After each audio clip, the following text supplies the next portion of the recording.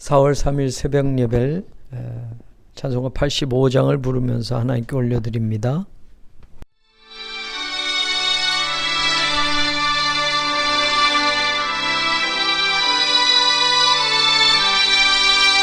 구주를 생각만 해도 이렇게 좋거든. 주 얼굴 배울 때에야 얼마나 좋으랴.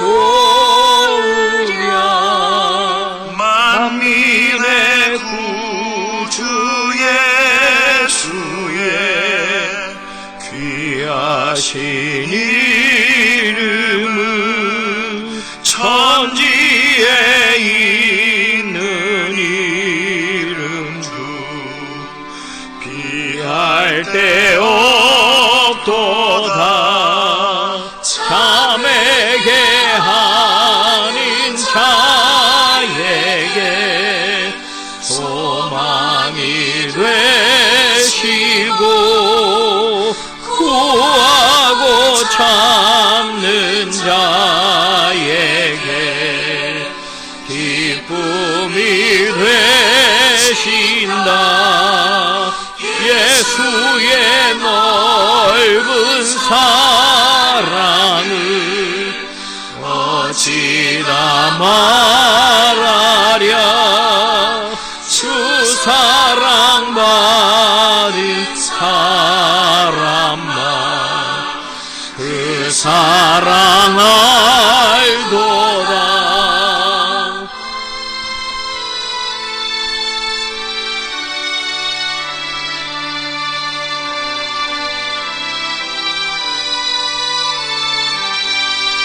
사랑의 구주 예수여 내 기쁨 되시고 이제로부터 영원히 영광이 되소서.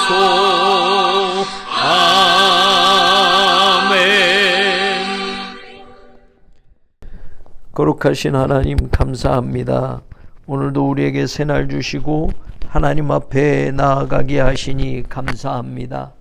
사랑하는 성도들, 가정에서 올려드린 이 새벽 제단이 하나님 받으시는 귀한 기도의 제단이 되게 하시고 우리가 하늘의 문이 열려지는 놀라운 하나님의 은혜를 경험하는 그런 성도들이 되게 하여 주옵소서. 오늘도 주님만 바라보며 주님께 간구하는 기도의 제목들이 있사오니 주여 응답하여 주옵시고 우리의 안타까움과 우리의 간절한 호소를 귀 기울여 주시옵소서. 하나님의 성전을 건축 중에 있사옵고 이제 하나님 마지막 단계에 있사오니 하나님 저 성전 건축이 은혜롭게 마무리되어질 수 있도록 지켜주시옵소서. 성전에 달려있는 저 십자가를 바라보며 주님이 우리를 위하여 흘리신 구속의 그 은혜를 다시 한번 기억하게 하시고 저 십자가의 불빛이 하나님 죽어가는 영혼을 구원하는 생명의 빛이 되게 하실 뿐만 아니라 하나님이 세우신 그 제단이 영혼을 구원하는 구원의 방주가 되게 하시고 우리 새로운 교회를 89년 전에 이 땅에 세워주시고 하나님의 선교 사업을 감당케 하셨사오니 그 모든 역사가 100년을 바라보게 하시고 예수 그리스도가 다시 오시는 그날까지 그 소망이 무너지지 아니하며 이 땅에서 복음의 증인으로 살아가는 우리들이 되도록 하나님 성전 건축의 모든 과정과 마무리의 시간들을 인도하여 주옵시고 은혜롭게 세워지게 하시고 안전사고 없도록 지켜주시옵소서. 조합과의 소속 문제도 하나님 여러 가지 어려운 문제들이 있지만 하나님께서 마지막까지 도우시는 은혜를 우리는 바라보게 하여 주옵시고 내가 너희와 함께 있다 주신 그 말씀을 붙잡고 다시 시작할 수 있는 우리의 믿음이 되게 하여 주옵소서. 그 고난의 길이 힘들지라도 나와 함께 하신 하나님을 의심하지 아니하고 20년의 객지 생활을 마치고 하나님이 주신 축복을 가지고 돌아갔던 야곱처럼 우리에게도 하나님 그 은혜를 허락하여 주시사 하나님의 군대를 만나게 하여 주옵시고 하나님이 지키시고 보호하시며 하나님이 다스리는 이스라엘이란 위대한 이름을 얻게 하여 주옵시고 하나님의 얼굴을 보며 찬란한 태양이 떠오르는 분이엘의 축복을 경험하는 우리 교회가 되게 하여 주옵소서. 여전히 힘들고 어려운 인생의 길을 걸어가는 사랑하는 이들에게 하나님 은혜를 더하여 주옵시고 병고침의 역사가 함께하여 주옵시며 육신의 모든 질고에서 벗어나게 하시고 나음을 있게 하시고 고침받게 하시고 새 생명을 얻을 수 있도록 주여 은혜를 더하여 주옵소서. 자라는 다음 세대가 믿음의 세대로 뿌리내리게 하여 주옵시고 하나님 우리 교회 학교의 자녀들 가운데 다윗과 같은 위대한 사람들이 다니엘과 같은 하나님 믿음의 용사들이 솔로몬과 같은 지혜로운 사람들이 하나님 많이 나오게 하시고 이 나라와 이 민족을 이끌어가는 위대한 지도자들이 나오게 하실 뿐만 아니라 영적 지도자도 배출할 수 있는 우리 교회가 되게 하여 주옵소서. 믿음의 선조들의 눈물과 기도가 서려 있는 이 땅에 하나님의 제단이 건축되고 있사오니 마지막까지 함께하여 주옵시며 믿음의 믿음을 계승하고 하나님 믿음을 하나님 유산으로 물려주는 하나님 거룩한 교회가 되게 하시고 가정들이 되게 하시고 믿음의 자손들이 되게 하여 주옵소서. 오늘도 주여 새벽을 깨워 기도하는 성도들의 간절한 기도가 주의 응답으로 돌아오게 하실 줄로 믿사옵고 하나님의 은혜가 넘치는 여호와로 인하여 기뻐하는 복된 날들이 반드시 우리의 것이 되게 하여 주시옵소서. 오늘도 감사드리며 예수 그리스도의 이름 받들어 간절히 기도 올리옵나이다. 아멘. 민수기 35장 말씀 PRS 성경 읽기로 읽고 듣고 보도록 하겠습니다. 제 35장. 여호와께서 여리고 맞은편 요단강과 모압 평지에서 모세에게 말씀하여 이르시되 이스라엘 자손에게 명령하여 그들이 받은 기업에서 레위인에게 거주할 성읍들을 주게 하고 너희는 또 그 성읍들을 두르고 있는 초장을 레위인에게 주어서 성읍은 그들의 거처가 되게 하고 초장은 그들의 재산인 가축과 짐승들을 둘 곳이 되게 할 것이라. 너희가 레위인에게 줄 성읍들의 들은 성벽에서부터 밖으로 사방 1000규빗이라. 성을 중앙에 두고 성 밖 동쪽으로 2000규빗, 남쪽으로 2000규빗, 서쪽으로 2000규빗, 북쪽으로 2000규빗을 측량할지니 이는 그들의 성읍의 들이며 너희가 레위인에게 줄 성읍은 살인자들이 피하게 할 도피성으로 6성읍이요 그 외에 42성읍이라. 너희가 레위인에게 모두 48성읍을 주고 그 초장도 함께 주되 너희가 이스라엘 자손의 소유에서 레위인에게 너희가 성읍을 줄 때 많이 받은 자에게서는 많이 떼어서 주고 적게 받은 자에게서는 적게 떼어줄 것이라.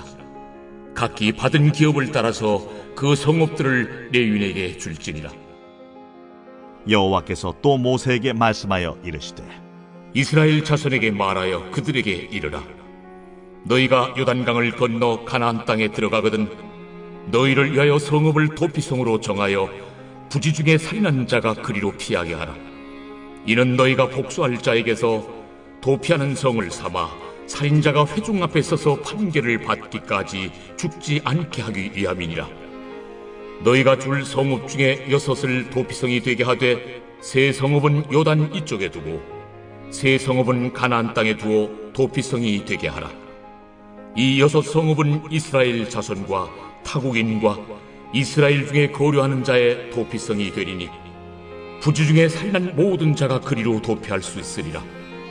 만일 철연장으로 사람을 쳐 죽이면 그는 살인자니 그 살인자를 반드시 죽일 것이요 만일 사람을 죽일 만한 돌을 손에 들고 사람을 쳐 죽이면 이는 살인한 자니 그 살인자는 반드시 죽일 것이요 만일 사람을 죽일 만한 나무 연장을 손에 들고 사람을 쳐 죽이면 그는 살인한 자니 그 살인자는 반드시 죽일 것이니라.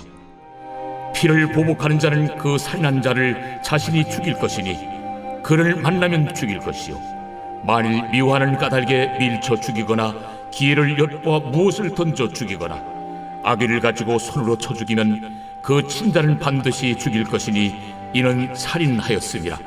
피를 보복하는 자는 살인자를 만나면 죽일 것이니라.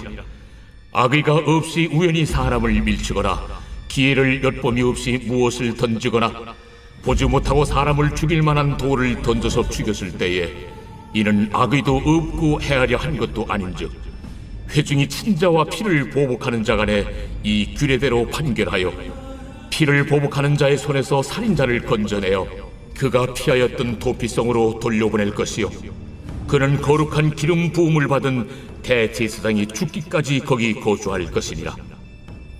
그러나 살인자가 어느 때든지 그 피하였던 도피성 지경 밖에 나가면 피를 보복하는 자가 도피성 지경 밖에서 그 살인자를 만나 죽일지라도 피 흘린 죄가 없나니 이는 살인자가 대제사장이 죽기까지 그 도피성에 머물러야 할 것입니다.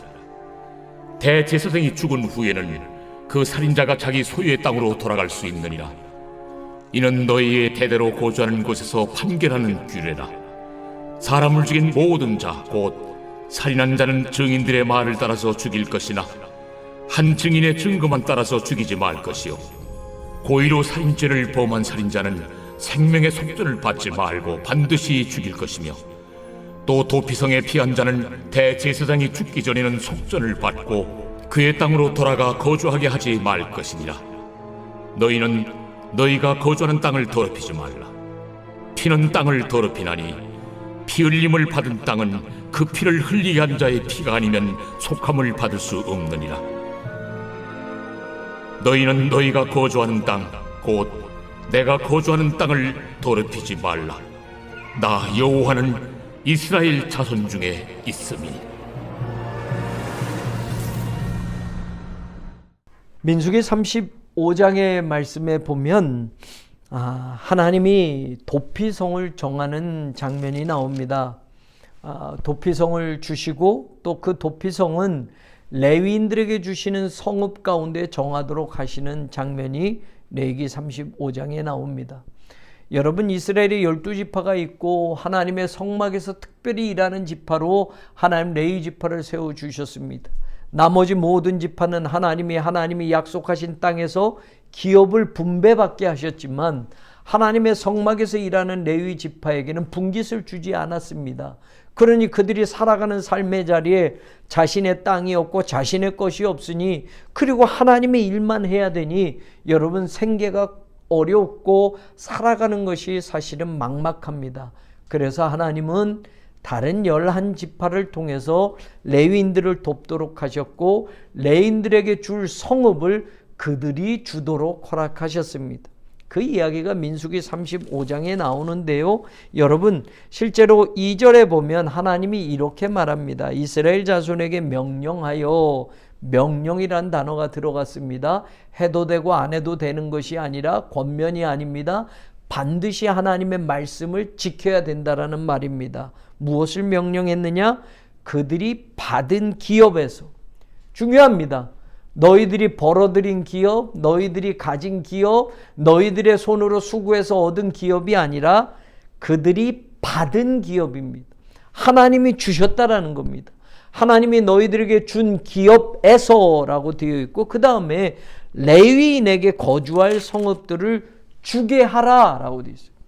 주는 것이 네게 아니다라는 거예요. 너희들에게 내가 주었다라고 말해요. 내가 너희들에게 주어서 너희가 받은 거야 라고 말하고 내가 준 것을 받은 것에서 너희들은 또 나를 위해서 성전을 위해서 성막을 위해서 일하는 나를 위해 수고하는 레위인들에게 받은 것에서 주어라 라고 하나님 말씀합니다. 중요한 말씀입니다. 사실 여러분 1절에서 8절까지 보면 주다라는 단어가 9번이 나옵니다. 준다라고 할 때 여러분 내 것을 준다라고 생각하는 경우가 있어요.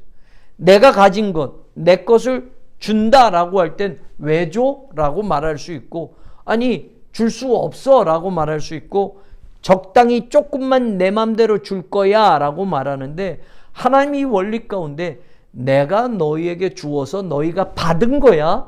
그 받은 것에서 주라고 말하지 너희 것을 주라고 말하는 게 아니에요. 처음부터 너희 것이었고 네가 벌은 건 네 것이 아니라 내가 너에게 주어서 받은 것 중에서 레위인들에게 주어라 라는 주라는 단어가 9번이나 나면서 강조를 합니다.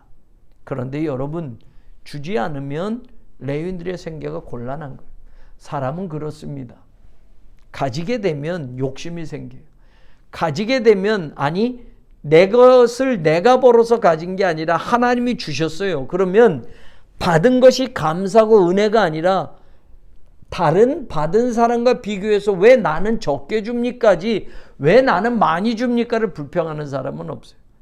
성경에 분배를 할 때 보면 땅을 분배할 때 어떤 지파는 왜 우린 요거밖에 안 줍니까? 우리는 더 많이 줘야 되지 않습니까? 하는 말이 나오지, 우리 많이 줬으니 다른 지파에게 더 나눠주세요 라고 하는 지파 없습니다. 사람의 심리는 그렇습니다. 내가 하나님께 은혜로 받았잖아요. 그러면 감사해요. 무조건 감사하고 고마운 것이어야 되는데 내가 받은 걸 가지고 다른 사람은 얼만큼 받았냐를 비교를 합니다. 그래서 왜 쟤보다는 나를 적게 줍니까? 라고 묻지, 쟤보다 왜 나를 많이 주십니까? 내 거 많이 준 거를 저쪽에다 나눠줘서 똑같이 나눠주세요 라고 말하지 않습니다. 가지게 되면 소유욕이 생깁니다. 소유욕은 욕심입니다. 더 갖고 싶습니다. 누가 1을 가졌으면 나는 1.5를 갖고 싶습니다. 1.5를 가지면 그게 또 만족이 아닙니다. 2를 더 갖고 싶습니다. 그게 심리입니다. 그러니 사실 레위인들에게 내가 너희에게 준 거 받은 것 중에서 주어라 라고 하지만 주지 않아요. 아까워합니다. 11조 개념도 그런 개념이었습니다. 사실 여러분, 레위인들에게 주라고 하는 성읍이 48성읍입니다. 너희들 이스라엘 나머지 지파들이 받은 성읍들 있잖아. 그 성읍들에서 레위인들에게 줄 성읍은 48개. 그 가운데 이제 도피성도 정하게 되는데, 여러분 비율로 따지면요, 48개 성읍은 전체 가나안의 0.1%밖에 안 되는 겁니다. 그리고 레위인은 전체 인구의 4%에 해당됩니다. 그럼 사실 주려면 4%를 줘야 인구 비례로 따지면 레위인들도 전체 인구의 4%니 4% 분량을 줘라 라고 하는데, 48개 성읍은 전체 가나안 면적으로 따지면 여러분 0.1%밖에 안 돼요. 그러니까 많이 적은 거죠. 그런데도 그것을 나누어 주는 것을 사실은 인색하기 시작한 겁니다. 하나님 그것을 이야기해요. 그런데 여러분, 주는 것에서도 보면 8절에 이런 말씀을 하시네요.